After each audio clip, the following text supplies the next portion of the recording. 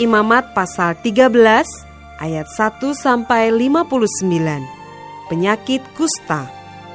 Tuhan berfirman kepada Musa dan Harun, apabila pada kulit badan seseorang ada bengkak atau bintil-bintil atau panau yang mungkin menjadi penyakit kusta pada kulitnya, ia harus dibawa kepada Imam Harun atau kepada salah seorang dari antara anak-anaknya, imam-imam itu.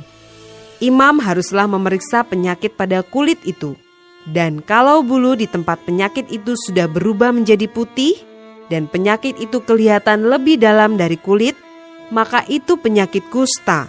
Kalau imam melihat hal itu, haruslah ia menyatakan orang itu najis.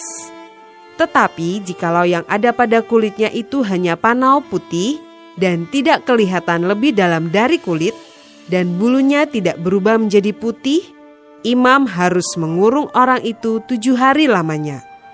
Pada hari yang ke-7, haruslah imam memeriksa dia. Bila menurut penglihatannya penyakit itu masih tetap dan tidak meluas pada kulit, imam harus mengurung dia 7 hari lagi untuk kedua kalinya. Kemudian pada hari yang ke-7 haruslah imam memeriksa dia untuk kedua kalinya. Bila penyakit itu menjadi pudar dan tidak meluas pada kulit, imam harus menyatakan dia tahir. Itu hanya bintil-bintil. Orang itu harus mencuci pakaiannya dan ia menjadi tahir. Tetapi jikalau bintil-bintil itu memang meluas pada kulit, sesudah ia minta diperiksa oleh imam untuk dinyatakan tahir, haruslah ia minta diperiksa untuk kedua kalinya. Kalau menurut pemeriksaan imam bintil-bintil itu meluas pada kulit, imam harus menyatakan dia najis. Itu penyakit kusta. Apabila seseorang kena kusta, ia harus dibawa kepada imam. Kalau menurut pemeriksaan imam pada kulitnya ada bengkak yang putih, yang mengubah bulunya menjadi putih, dan ada daging liar timbul pada bengkak itu, maka kusta idapanlah yang ada pada kulitnya. Imam harus menyatakan dia najis dengan tidak usah mengurung dia, karena orang itu memang sudah najis. Jikalau kusta itu timbul di mana-mana pada kulit, sehingga menutupi seluruh kulit orang sakit itu, dari kepala sampai kakinya, seberapa dapat dilihat oleh imam. Dan kalau menurut pemeriksaannya kusta itu menutupi seluruh tubuh orang itu, maka ia harus dinyatakan tahir oleh imam. Ia seluruhnya telah berubah menjadi putih, jadi ia tahir. Tetapi pada waktu ada tampak daging liar padanya, najislah ia. Kalau daging liar itu dilihat oleh imam, ia harus menyatakan orang itu najis, karena daging liar itu najis, dan itu penyakit kusta. Atau apabila daging liar itu susut dan berubah menjadi putih, haruslah orang itu datang kepada imam. Kalau menurut pemeriksaannya penyakit itu telah berubah menjadi putih, haruslah imam menyatakan orang itu tahir. Memang ia tahir. Apabila pada kulit seseorang ada bara yang telah sembuh, tetapi di tempat bara itu timbul bengkak yang putih atau panau yang putih kemerah-merahan, haruslah orang itu minta diperiksa oleh imam. Kalau menurut pemeriksaannya panau itu kelihatan lebih dalam daripada kulit dan bulunya telah berubah menjadi putih, maka imam harus menyatakan orang itu najis, karena penyakit kustalah yang timbul di dalam bara itu.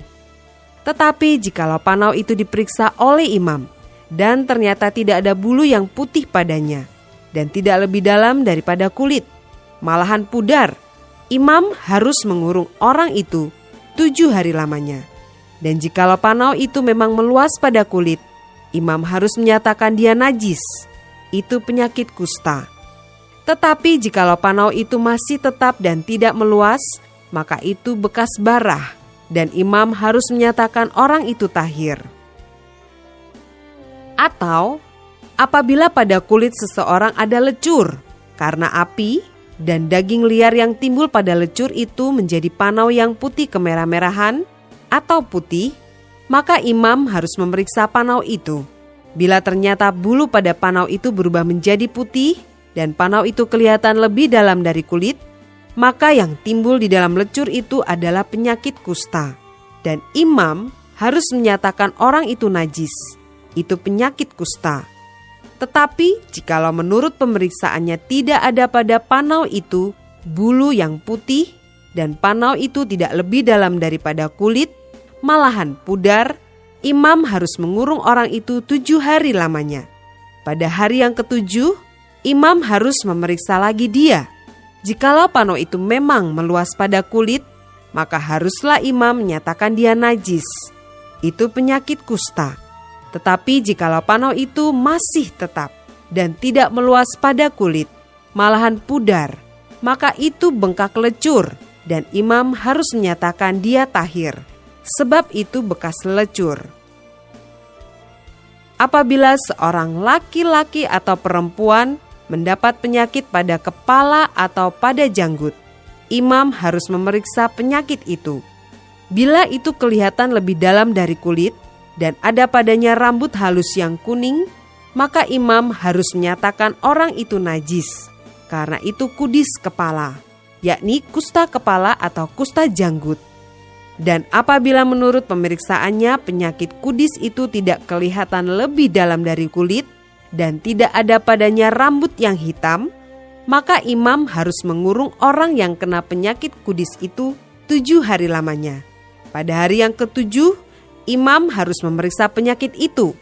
Bila ternyata kudis itu tidak meluas dan tidak ada rambut yang kuning padanya, dan kudis itu tidak kelihatan lebih dalam dari kulit, maka orang itu harus bercukur. Hanya tempat kudis itu tidak boleh dicukurnya. Lalu imam harus mengurung orang yang kena kudis itu untuk kedua kalinya 7 hari lagi. Kemudian pada hari yang ke-7, imam harus memeriksa lagi kudis itu.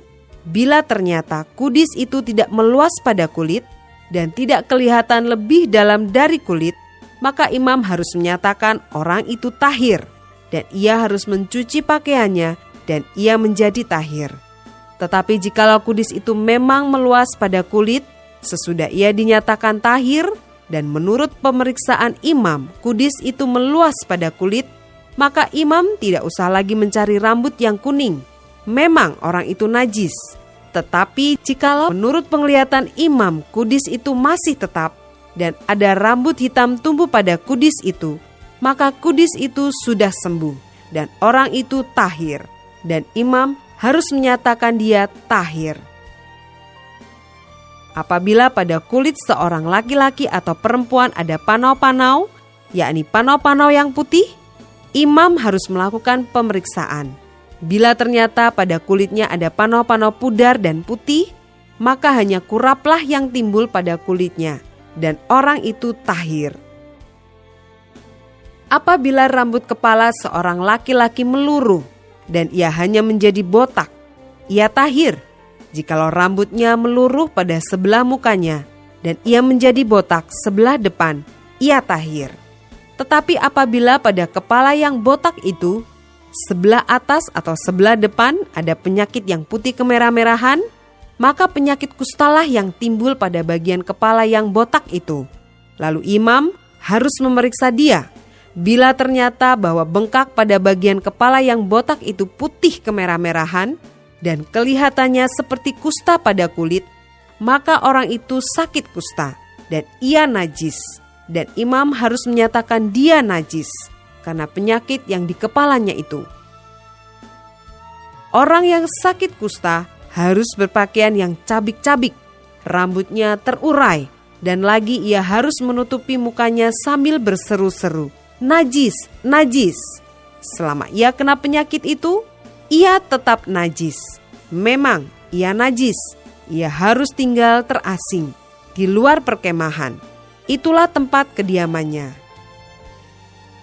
Apabila pada pakaian ada tanda kusta, pada pakaian bulu domba atau pakaian lenan, entah pada benang lungsin atau benang pakannya, entah pada kulit atau sesuatu barang kulit, kalau tanda pada barang-barang itu sudah kemerah-merahan warnanya, maka itu kusta.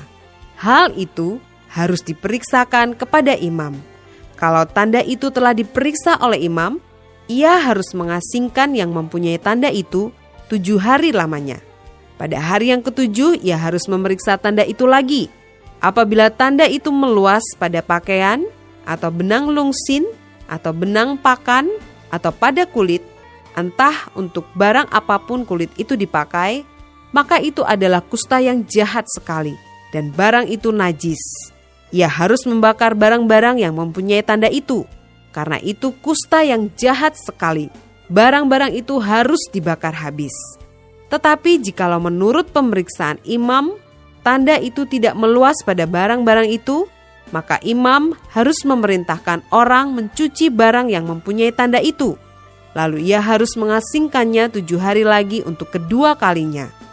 Kemudian sesudah barang itu dicuci, imam harus memeriksa tanda itu lagi. Bila ternyata rupa tanda itu tidak berubah, biarpun itu tidak meluas, maka barang itu najis, dan engkau harus membakarnya habis, karena tanda itu semakin mendalam pada sebelah belakang atau sebelah muka. Dan jikalau menurut pemeriksaan imam, tanda itu menjadi pudar sesudah dicuci, maka ia harus mengoyakkannya dari barang-barang itu. Tetapi jikalau tanda itu tampak pula pada barang-barang itu, maka itu kusta yang sedang timbul. Barang yang mempunyai tanda itu haruslah kau bakar habis. Tetapi barang-barang yang telah kau cuci, sehingga tanda itu lenyap daripadanya, haruslah dicuci untuk kedua kalinya, barulah menjadi tahir. Itulah hukum tentang kusta yang ada pada pakaian bulu domba, atau lenan, atau pada benang lungsin, atau pada benang pakan, atau pada setiap barang kulit, untuk menyatakan tahir atau najisnya.